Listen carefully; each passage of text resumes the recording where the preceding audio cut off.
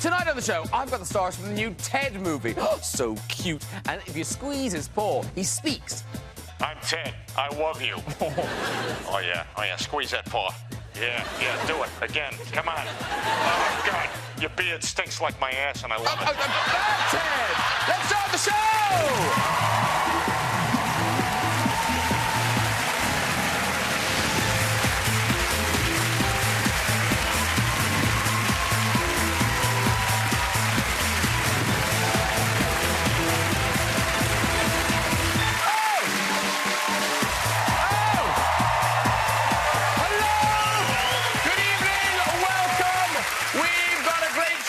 Tonight. Thank you so much, Ted. Thank you very much. Ow, you bastard! So, who's on my sofa tonight? Let's meet them. He is the star of Mock the Week and the second funniest man in Ireland. It's Dara, Briain, everybody! Oh! Hello, sir! Lovely to see you. Nice to see you. This girl just wants to have fun. She's one of my favourite singers and now a Tony Award-winning composer. It is the legendary Cyndi Lauper, everybody!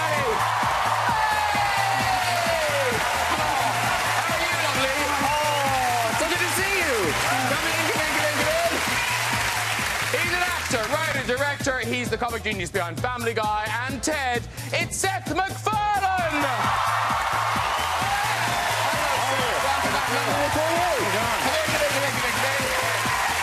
And making a welcome return, the star of Boogie Nights, The Fighter, and now Ted 2. It is the mighty Mark Wahlberg!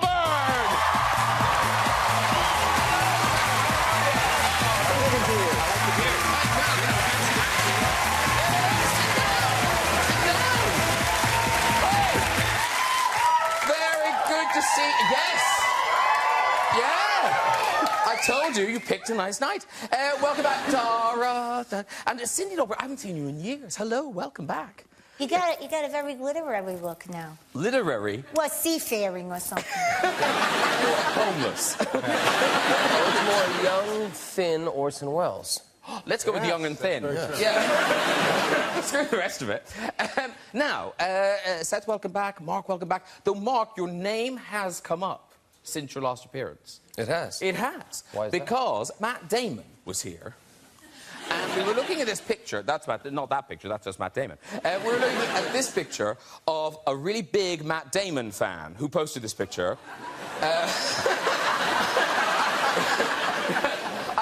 And then he didn't correct us at all. Do you remember this? Absolutely. It happens quite often. Matt and I, every time we see each other, we always laugh about it. Because, you know, people come up to me, hey, I love your Born Identity. I said, wait for the next one. And, you know, it's just we're both Bostonians, and it is what it is. So. But isn't that bizarre? People don't pay that much attention. And, Cyndi, this happens to you, oddly, doesn't it? Once in a while. No, I just signed Madonna. I don't care. As long as I don't talk, I'm good. But with the voice thing, it's weird because, of course, Seth MacFarlane, your voice is so recognisable. I mean, obviously you do all the Family Guy voices, but, you know, Briain is you. Yeah, essentially, yeah. So do you have to... You can't put sunglasses on your voice. Do you disguise your voice on the phone? No, I mean, the only time I disguise it in some way is when like if I'm calling to like order food and I'm afraid that the person making the food might not like the show. And so I don't want them to like spit in my food or anything, so I'll go, "That's a large pizza, please." That way I protect my health. And Dara Briain, because you look at Dara Briain and you think, what a distinctive-looking man. Thank you. He can have no lookalikes. And yet I know where this is going, Graham. Well, you've so many lookalikes. When it's online, people keep posting people who look like you. So the most common, I think, is surely this. This is, Yeah. That is uncanny. It's not uncanny. He's just a bald man. I can't believe this is a game in which he gets Matt Damon. And that's not even the worst one. No, because Groove from Despicable Me is good compared to the next one. The next one, and again, lots of people post this. Yeah. It's the Mega Boss Man. Yeah.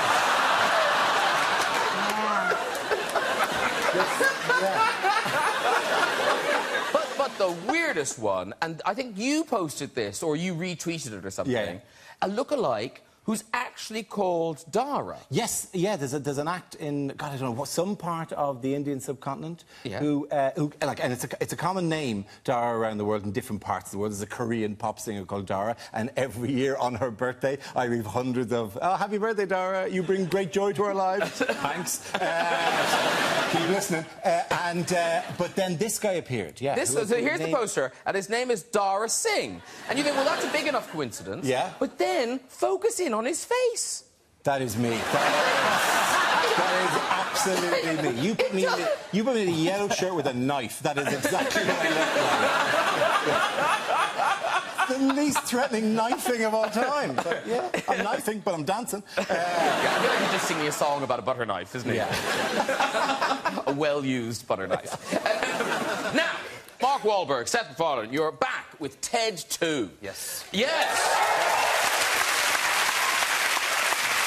No, but sometimes you hear a movie you love is having a sequel and you're like, yeah, everyone so wanted this to happen, the Ted 2. Yeah. I hope so. Yeah. Well, you'll find out on the 10th of July when it opens. Yeah. So this time, what happens to your character Mark and Ted? By the time you meet me, you know, people should have saw the signs. My marriage is over. No. You know, we were moving in two completely different directions. Had we had that bond that really keeps people together, that love and joy and appreciation of marijuana, Laurie and I would have stayed together. But when you meet me now, I'm single, depressed. Ted's trying to get me out of my funk, trying to get me to hook up with random chicks, and I'm just like not putting my feelings out there. Don't want to get hurt. Then he doesn't pay attention to how bad my marriage was, dives into a marriage himself with Tammy Lynn. Honeymoon's over very quickly.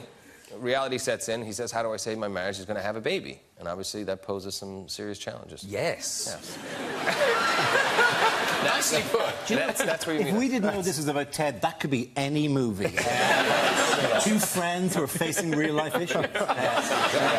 It becomes sort of a little morality play, in which Ted realizes that in order to have a child, he has to prove that he can, in fact, legally adopt, and therefore has to go to court to prove that he is a person. So it becomes sort of a civil rights battle story. Yes. It's a very... Like, Frank Capra could have made this. Yeah, he didn't, but, you know, it becomes a very deep emotion picture. Let's watch a short clip from the movie. This is Mark and Ted meeting your lawyer, played by Amanda Seyfried, for the first time. Okay, I'm going to ask you a few test questions. Are you ready? Yep, bring it on. You're on the stand. The DA says, Ted, do you consider yourself to be human? Objection sustained. No, the witness can object. Oh, the rules. Sidebar. Guilty. Speculation. Hearsay. Bailiff. Briefcase. Disregard. In my chambers. Stop Beaver on the witness. Arrest. We could totally be lawyers. Bang.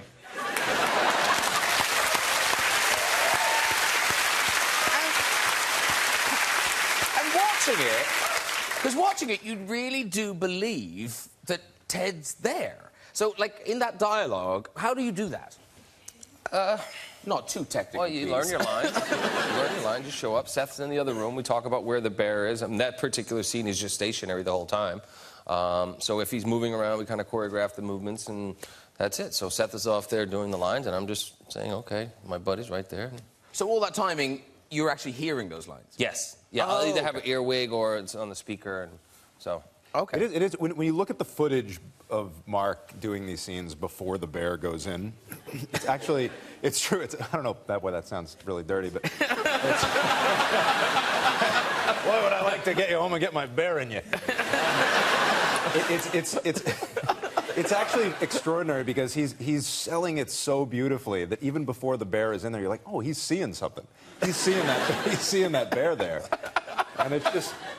Because the first time round, like, going to Mark, was it the Boston connection, or were you guys friends anyway? How did you guys find each other? I think Matt Damon passed. Who looks like that guy? We have the same asshole agent, basically. Yeah. Oh, okay. Yeah. That explains that. Is that really it? Actually, we do have the same. My agent's calling me saying, "Hey, you know, I really want you to do this movie about a guy and a teddy bear." I'm like, "You're an idiot." I'm like, "Oh, to one of your clients, he's like, yeah, it must be a high-paid client, right? Somebody that makes more money than I do, because you're, like, trying to basically sabotage my career to service another client. But then I kept hearing about how great the script was. And it was very much like Boogie Nights. I read the script, I put it down, like 35 pages. I said, this can either be brilliant or it can be a disaster. And then once I met with Seth, I knew that it was going to be special. So the Boston thing is just a coincidence? No, it is and it isn't. It was important that this feel like a real friendship that is, you know, that's regional. And it's not enough that the teddy bear talks. He's got to be from somewhere. So he's got to have a backstory like any other actor.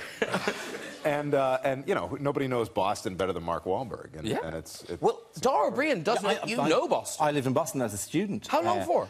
For a summer. What's an Irishman doing in Boston? Yeah, I know. It was a choice. I loved it. It was great. Anybody who comes there, goes to school, gets a great education, leaves, loves it. No, I didn't. Grows up in the hood. None of that. And gets beat up by the police. I had a summer with 9 of us living in a house that had 4 rooms. Yeah, I lived 9 brothers and sisters with 1 room. Okay, all right. Are we in the Monty Python sketch now?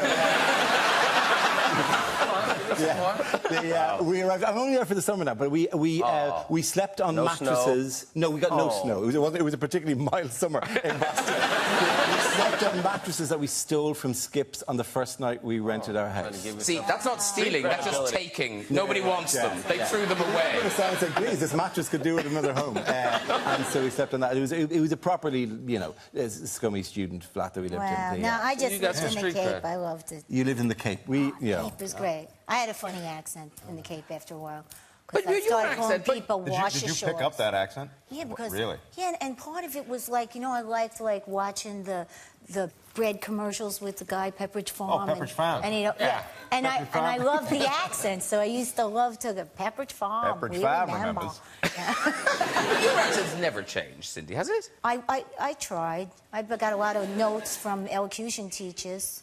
What, when you started, people would write to you? Yeah.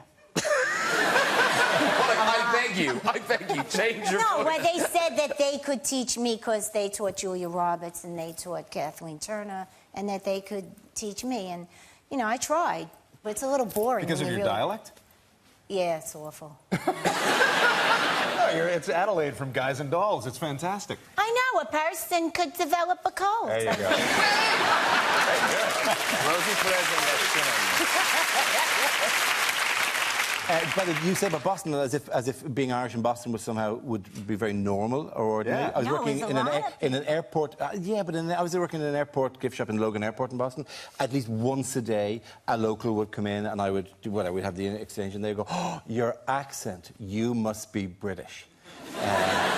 And it became so often that we had an answer prepared that every time they would go, "You must be British," we would go, "No, I'm not. I'm Irish, but that's okay. All you Mexicans make the same mistake." It's back to Ted, because obviously this is the second one. Yeah. When you're writing it in your head, are you thinking, what vile things... we say what vile things happen to Mark's character, but really, they're happening to Mark Wahlberg, really. We were starting to talk because Amanda tried to pull a prank on me, and then I pulled the prank back on her, and they said, "Has Seth ever pulled a prank?" I'm like, "No." And she says, "Well, what about the sperm bank scene? That's pretty much a prank on you." And I Yeah, what would you do if that wasn't in the movie at all? If I just wanted to cover you with fake cum? Oh my God. Got ya. So I'm reading this script, right? And I'm like, oh my God, this is so funny. I'm like, wait a second, that happens to me. This is not good. I can't do this. And I said, well, I figured maybe it's a couple of droplets, and all of a sudden I see the guy with the giant bucket, right? I'm like, what's in that? Like, don't worry, it's not the real thing. I'm like, how would I know the difference? You think I know the difference? What are you saying? I was a little bit flattered when you said, no, I want Seth to do it. I didn't let anyone else pour it on me. I'll tell you, that gets me right here.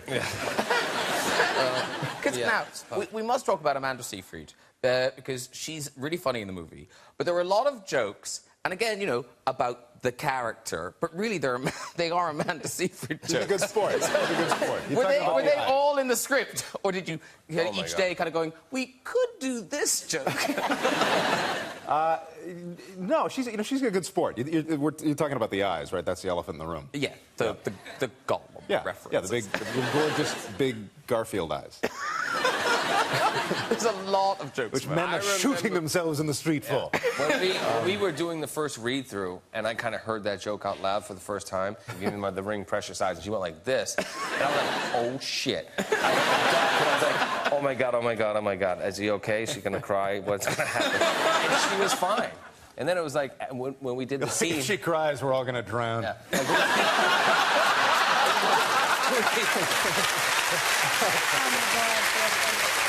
And then when we did the other scene, and he goes, yeah, you have fun porking Gollum while I'm left with shit. And I'm like, I look at her, and she goes, who's Gollum? I go, oh, she's a model. And I was like, I still felt so bad. She has such a great sense of humor, and she's such a good sport. Clearly. Yeah, I mean... Now, in the first Ted movie, Seth, you gave some challenges to Mark. There was the famous 57 white trash girls' names. Yes. Yes. Now, was that on auto cue or did cards? No, I learned it. We brought in cue cards thinking, because I'm thinking to myself, oh man, I could never learn this shit. This is like this is a mile of names, and there's no context to kind of do any kind of association in your head. And I said, you know, we have these cards for you, and Mark's like, hey, I mean, I think I got it, and just rattles them off take after take like that. I still don't know how that was accomplished, but it's pretty amazing. But this time, you gave him another list of 57 things. That's right. But you cut it out. Now, how did you know that? He told us. I still wake up in the morning saying this shit. It'll be on the Blu-ray? Movie surnames. Yeah, well, what was happening is we were doing a scene where Ted, because it was such a great moment in the movie, I thought maybe we'll throw back to it, and then, or maybe he'll just make me study this thing for 4 months and then not use it. But, yeah, so it's all these movie names. Can you still do it? Yeah, I can still do it. That's all I know. I mean, I think about this shit all the time. Oh, my God. Can you really? Do 57 movie names? Okay, Skywalker, okay. Zola, Vader, Kenobi, Palpatine, Calrissian, Balboa, Rambo, Griswold, Stifler, Bickle, Gump, Coleon, Wonka, Savaga, Lebowski, Venkman, Spengler, Stans, Rizzo, Zuko, Lightly, Higgins, Doolittle, Poppins, Bond, Blofeld, Blutarsky, Lightyear, Soze, O'Hara, Dufresne, Gloucet, McFly, Baggins, Pliskin, Ventura, Montoya, Burgundy, Scissorhands, Drebin, Stryker, Buell, Electra, Potter, Weasley, Dumbledore, Sparrow, Duffboy, Bourne, Von Trapp, Zoolander, Kirk, Spock, McCoy, fucking Khan!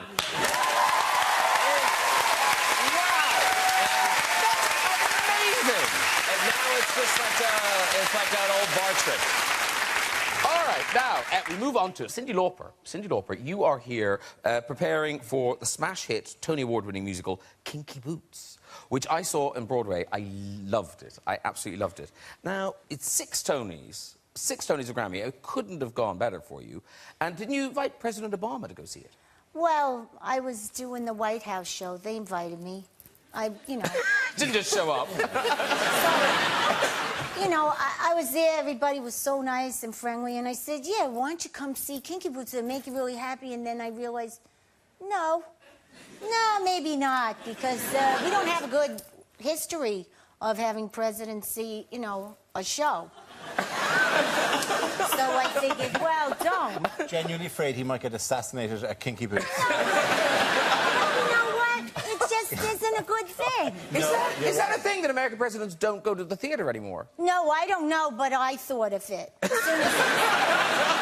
on your watch, Cyndi. Not on your watch. Now, weirdly, even though it's had all its success in America, bringing it here is like bringing it home, because it's about an old shoe factory up in Northampton that's going out of business. Yeah, and Charlie is the son. Charlie has to take over his father's factory. He doesn't want to. And so he skips out of town, and his father dies, and he's left with the factory. He meets, the factory's going under. He meets Lola, who is a drag performer, and in a very messed up situation, he stepped in, not realizing she's a drag queen. She needed a new pair of shoes. He knew how to make shoes. She knew how to design. So they got together, and what I learned from the show, it's about healing yourself. It made you cry, I'm sure. No, it so did. But you're right, the end, because what's great, I went to see it on Broadway. I didn't know what to expect, but it's fantastic. It's everything you want from Broadway musical. It's got the spectacle, and you laugh, you cry. Now, previews at the Adelphi Theatre, lovely theatre, in London from the 21st of August, opening on the 15th of September. Later, you're going to sing a song for the musical. But right now... It's a great cast. Yes. Well, this is giving us a flavour of the whole musical. Here's a taste of the original Broadway production. Everybody say yeah, yeah, yeah, yeah. Say yeah, yeah. He wants to hear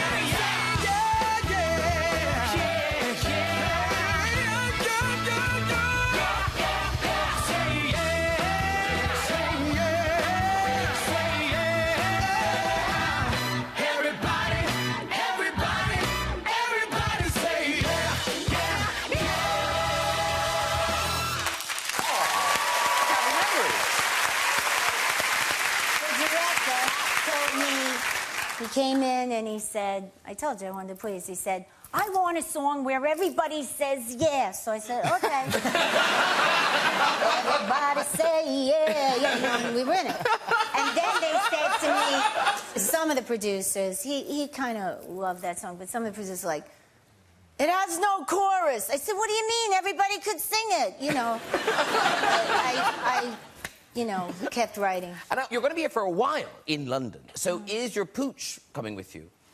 No, I don't know. You know, I was going to ask you, Graham, because Well, no, see, yes, I've heard that your pooch has a problem. Yes, he has a bit of a drinking problem. Did he tell you what pooch means over here? No. Okay. He's a horrible. Pooch means dog. If I'd said her furry friend, then that would be a very different thing. That's wasn't just what I was wrong. thinking. Okay. No, but your pooch has a drinking problem. Yes, a bit and apparently of- you've got photographic evidence of Yes. your dog's Yes. drinking problem. Yes. What's the name of your dog? Gordy, after Gordie Howe. Gordy. Gordy looks astonished that he's got a glass of wine. Well, no, it wasn't ordered red. Chardonnay. By the way, that photo exactly matches you right now. A furry guy with a glass of wine to his right on a shelf. But here's what's That is wrong. identical But to this what is the I'm problem. This is the problem because this wine glass is in proportion to the size of my head. Look at that. That's like half his body, that wine glass. That's your problem right there. Now, I did try and mark a few of my suitcases and my dulcimer, which I guess nobody's really excited about.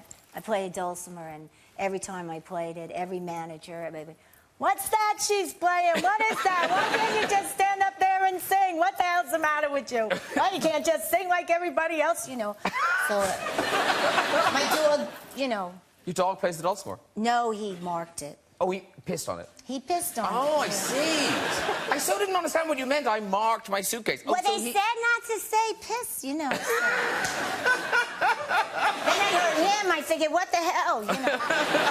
I did not realize that until I came over here. I did the breakfast, which Mark was pointing out. What is it? Every show. Every show has the word breakfast in it. Yep. It's like radio It's a breakfast. breakfast There's show. Well, why not say morning? They have no food. It doesn't. You don't get any breakfast. Toast. BBC Breakfast, is that what it is? Yeah, BBC I Breakfast. came over here and ITV I didn't Breakfast. realize This TV Breakfast. Radio Breakfast 1. Radio Breakfast 3. Radio Breakfast 5. It's like... we is never a big saw any deal. food. And they never even put up a coffee, nothing. Nothing. No, you're not Give getting me food. shit. But it's like a big deal. I did the BBC Breakfast, and they were asking about the censors on Family Guy, and I said, well, you know, sometimes they get a little pissed with us, and these guys are like, oh, we've got to apologize for our viewers. Everyone was what happened? I love that your explanation of censorship got you into... Because, Cyndi, you watch Family Guy a lot, don't you? I did with my son, yeah. Oh, what happened? Times. Well, some of the stuff, he was little, and I was You like, didn't put oh my Cyndi God, in it, did David, you? what Is the Cyndi hell? Lauper appear? Every time I come on the show, I'm like, shit, did we take a jab at that guy? Because, Mark, you introduced your kids quite young to Family Guy, didn't you? Well, I thought it's a cartoon. I didn't know. I meet Seth. I'm like, okay, well, let me at least see some of his work because, you know, we're probably going to make this movie together. So they send me the 150th anniversary episode.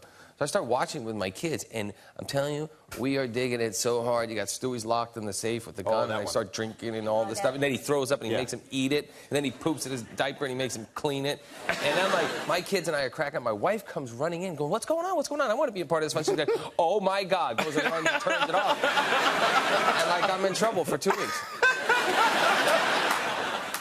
But now, so I'm pretty sure Cyndi Lauper hasn't been, but you have used her music in the show. We must have. You have? At some point. Apparently there was a montage. Oh, my God. Yeah. You must have given permission, presumably. Yes. Yeah.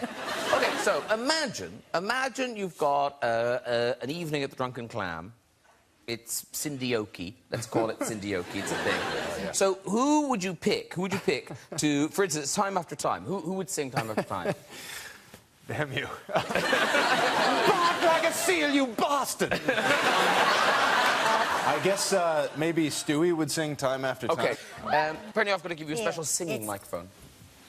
What is he singing? Time after time? Time after time. That's just lying in my... I do wish I had the bouncing ball.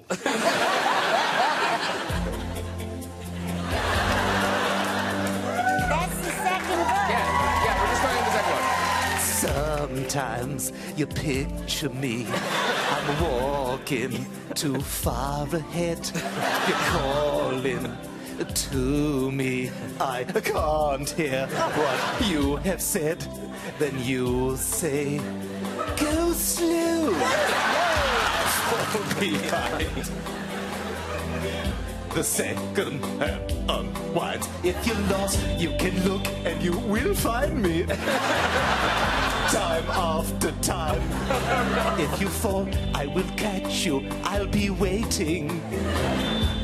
Time after time.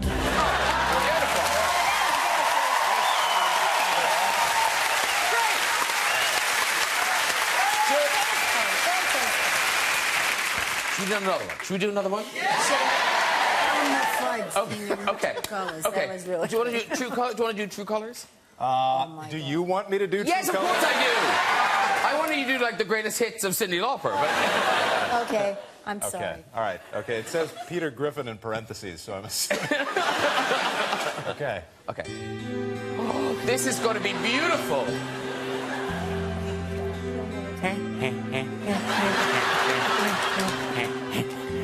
You with the shit. Don't be discouraged. Oh, I realize it's hard to take courage in a world full of people. You can lose sight of it all, and the darkness inside you can make you feel so small.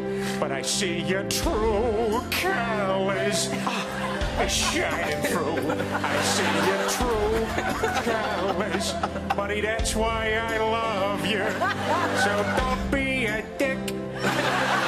Let them show your true colors.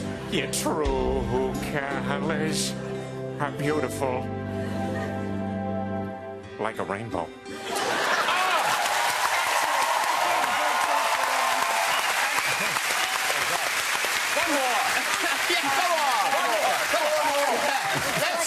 Let's do the whole soundtrack of Kinky Boots. You can play all the parts. This is like the weirdest company night out in We're all bonding, we're not sure, but one guy won't get off the mic. Let me do my Family Guy impersonations. Let me do another one for you. No, because I mean, happily, it is your thing. You're allowed. Now, Dara Briain. Dara Briain is very busy at the moment. Yes. So Mock the Week, that's back on Thursday nights, BBC Two. 10th series. 10th year, actually. 10th year. Series, 10th year. Wow. Back, yeah. And tour at the moment, Crowd Tickler. Yeah, currently about 92 dates into a tour. Of how many dates? Of about 160. Wow. Yeah, we just... So 92 in. I keep booking theatres in the hope that someday an American president will come along. I worry, would the bang be disrupting to the rest of the audience? Really, really awful. The press. Oh, my God, it'd be fantastic. I'd be made. But at 92 dates in, is that it? Is it kind of a fixed show now? No, there's already... It's weird. There are jokes you write which will be funny forever, and there's jokes you write which don't make the show. And there are jokes which are funny 60 times or 80 times, and then you just get bored telling them. And at this point, you kind of go, right, enough of that. I'm tired of this. And so you're flinging them out. But, like, a lot of it is the freshness of who's in. I mean, we were in Northampton, and I do lots of messing around with the audience. Oh, yeah. I've done loads of audience chat with various people, and 15 minutes into the show, a woman got up from the front row of the thing and sort of shrugged at her husband and walked out. Right? This is normally like a bad thing, and you're going to go, this is that. And as she's going, I said, why is she gone? Like, I'll take this on the chin. Yeah. Why is she gone? And he goes, no. She said, she's a police officer. She's on call. And she had been buzzed while in the front row of a gig, had gone out, did whatever she had to do, like stopped whatever riot, arrested whatever burglar, and came back. And the whole room saw her come back, and now we're going, yeah, you can see the room going, Dara, we're enjoying the show, but we really want to know what she has just done. Right? And she was like, oh, I can't really tell. She sat down, watched the rest of the show, and you're for the rest of the show going, is there a guy, a perp, like a criminal, outside, like handcuffed to a pole, waiting for the show to finish, and we'll see the crowd coming out. Is it done?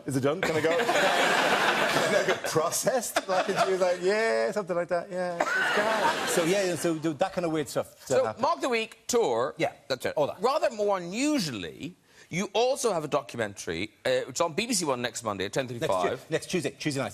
Tuesday night at 10:35. It's Dara Briain meets Stephen Hawking. I think we know what that's about. Yes, I think so, yeah. Yes, but how much time did you actually spend with done Stephen over the course of about 3 or 4 months. We started. I'd met him before, and Is he as much of a dick as everybody says he is?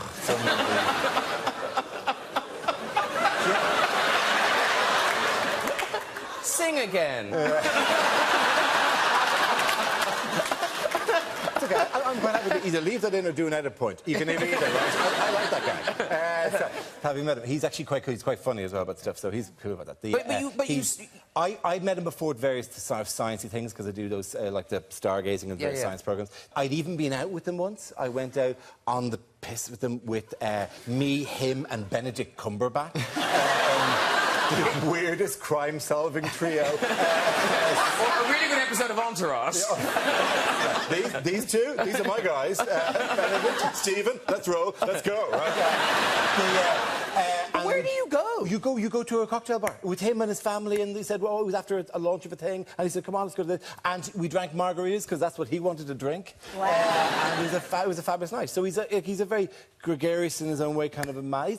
He's like any nerd. He's like in that regard, except for obviously this whole thing about his illness and the state that puts him in. But you get behind that, and we spend about 3-4 months dropping back in to see him and spending more time with him, and you get more of a sense of the personality. And of course, you were saying about I didn't realise he's 73 years old. He is the longest surviving motor neuron disease patient, I think, in history, but certainly in the world. It is astonishing. He was given 2 years to live 50 years ago. Wow.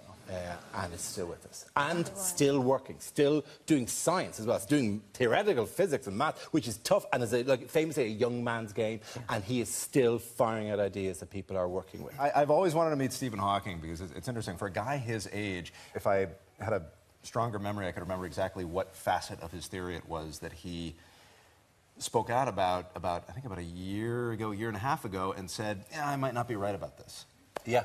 You might remember better than I, he will take bets on things. Yeah. And he's got framed bets around that he has with other physicists that we will find out that this is the behaviour of a black hole or whatever, and he'll get things wrong. But also because what he's doing in his head is he's jumping 50 years ahead of where people are going. They're filling in the details. So he may or may not be right, but he's pushing it. Well, we've got a clip, and I think this is you basically meeting him in the show. Stephen, thank you very much for inviting us into your home. I have a number of questions that you've been very kind enough to answer for me. My first question for you. You were diagnosed with motor neuron disease more than 50 years ago, and you were said at the time, the diagnosis said that you had 2 years to live. Essentially, the question is, how are you still here? Obviously, I'm not a typical case, or I would have died half a century ago. I think my survival against the odds must have something to do with my commitment to science. I am damned if I'm going to die before I have unraveled more about the universe. I would have that printed on badges and t-shirts.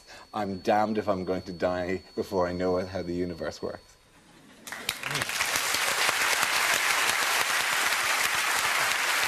So it was in that little exchange, because actually it wasn't the first time we'd met him, and so we were getting relatively comfortable at that point. And there was a point as we were doing this interview, and I asked, and I went into a longer spiel at that point about the T-shirts that I would have printed with "I'll be damned if I'll die" before I find out how the universe works. Right? And I kind of went, listen, I'm not going to steal the idea from you, Stephen, because I'm sitting there, I would split 50-50. I will go 50-50 with you on this one. And then there's a pause, and I went, OK, 60-40. And then I ran it again, and then I go for another pause. I went, right, 70-30. But I'm robbing myself here. And then the conversation moved on, and then suddenly from the chair, you hear his voice go, 80-20, deal. Listen, we're nearly out of time, so good luck with the documentary. Thank you Look forward to watching it. Kinky Boots, can't wait till it gets to the West End. And Ted 2, I'm sure it'll be a huge success. I loved it. I thought it was very funny. The only thing is I did miss the Thunder Buddy song. Was it ever going to be in the second one? It was, yeah. There was a scene where John. Why'd you take it out? It's you know when you're 2.5 hours long in your first cut, you have to show mercy to the audience. Could you do it? But it was in there, yeah. There was a scene where John and Ted sing the Thunder Buddy song. He wants to know if we'll sing it now. Go on, Mark. Go on.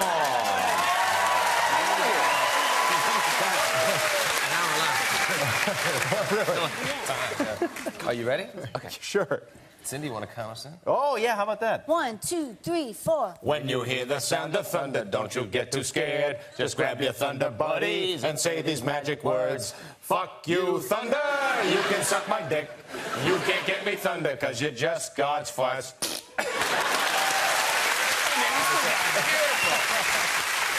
Okay, it is time for Cyndi to perform your beautiful song from Kinky Boots. So if you want to go over and get ready at Do the you mind piano. if I take my shoes off? Don't. Oh, Do it. Sorry. Go for it. You do that here. Yes. Yeah. All right, sorry. Yeah. I'm sorry. I just got to feel my feet on the ground. I can't sing in stilts, but I don't look good without them. Creep over. Let's go. Performing Not My Father's Son from Kinky Boots the Musical, it is Cyndi Lauper.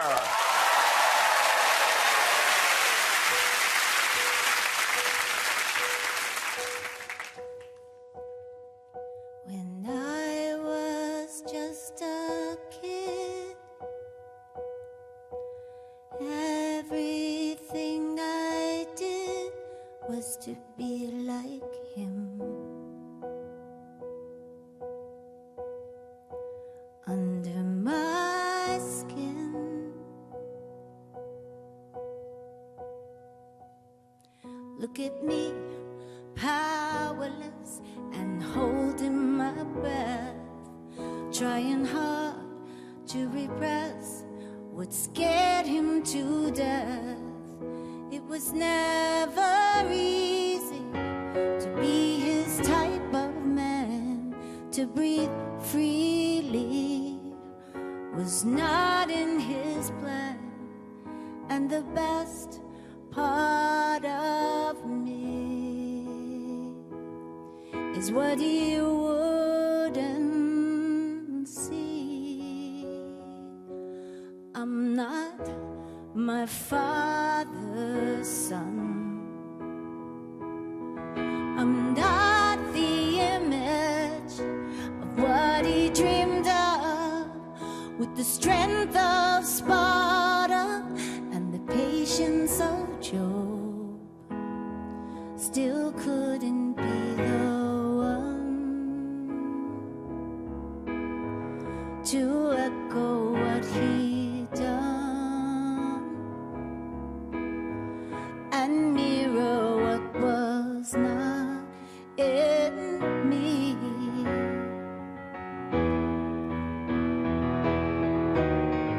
The endless torrent of expectation swirling inside my mind wore me down.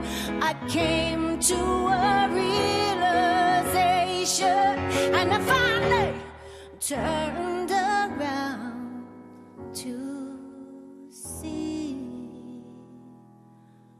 that I could just be me.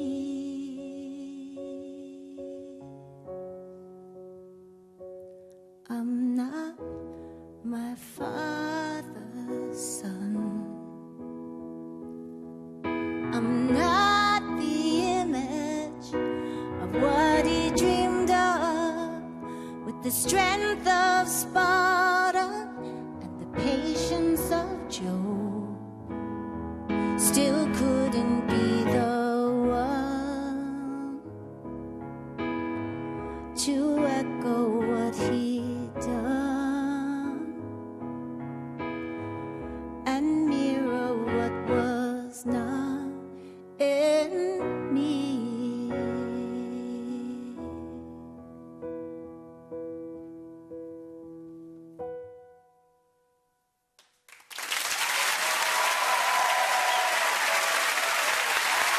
Cyndi Lauper, everybody! Oh, beautiful job! Come back tears, dear. Cyndi Lauper, mind. Don't step on anything sharp. Oh, it's fabulous. Really, really beautiful. Gorgeous. Really beautiful. Thank you so much, Cyndi. And, of course, a round of applause for Stephen O'Remus, who's on the piano over there.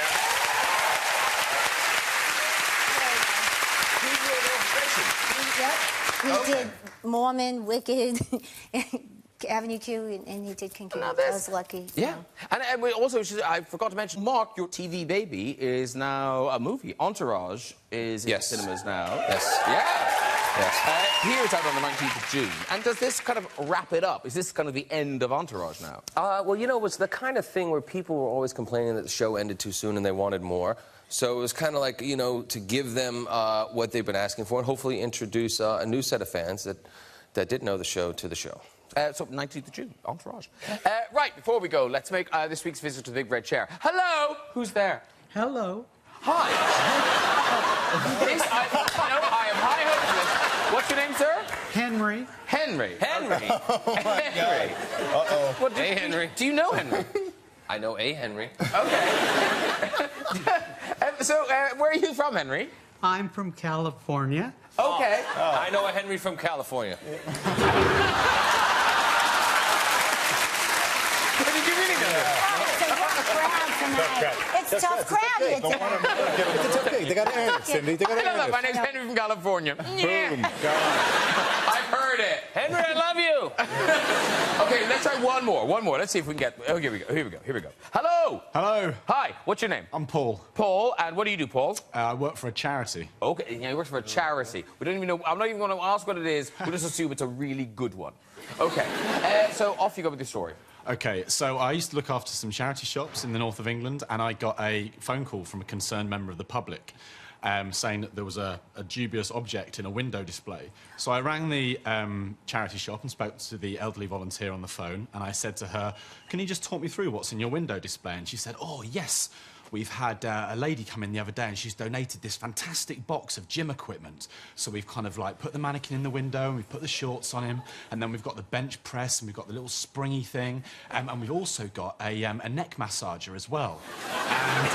And I said to her, "Oh," and I tried to get around it a little bit, and I said to her, "Oh, we're not really allowed to sell electrical goods." And she said, "Oh, well, there's no need to worry because it's battery operated." I said to her, "Oh, right." And she said, "Don't worry, it does work because me and the rest of the volunteers have been trying it in the back room." And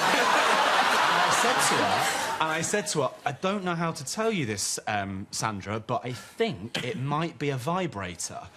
And there was a moment's pause on the edge of the phone, and then she just said, "Mavis, get to the window! Get to the window!"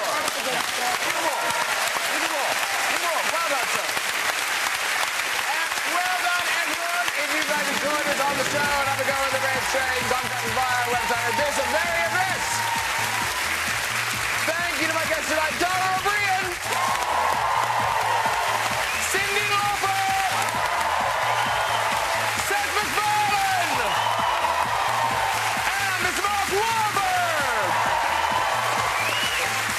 Join me next week with music from Tiny Tempa, model and actress Cara Delevingne, Oscar-nominated actor Jake Gyllenhaal, Game of Thrones star Emilia Clarke, and the mighty Arnold Schwarzenegger. I'll see you then. Good night, everybody. Bye-bye.